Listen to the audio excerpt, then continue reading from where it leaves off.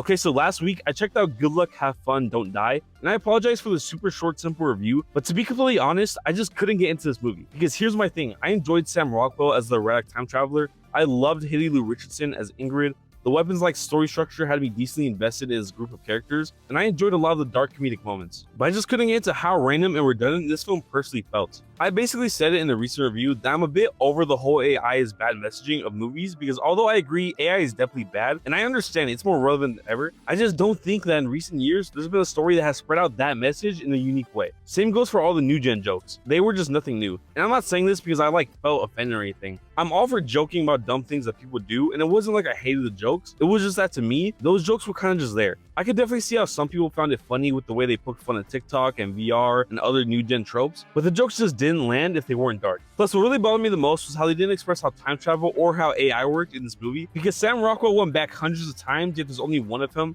The AI could somehow go back in time to prevent its destruction before it was even built. It was also able to control people's view of reality without them being plugged into anything. You're also able to time travel away even though the AI is controlling reality. I just don't know how any of this works or makes sense in this movie. But like I said, this movie isn't bad because at the very least it is entertaining. And according to what I've seen online, I'm actually lower on this movie than most people. So I would still recommend everyone to watch it just so they can form their own opinion. But as I said, I personally overall didn't feel anything or connect to this movie as much as I would have liked to, because I feel like that's super important in terms of a movie experience. Just having a feeling when watching your own movie is special in itself, but I just personally didn't have a connection whatsoever with that entire film. So I kind of reluctantly have to give it like a 4 out of 10.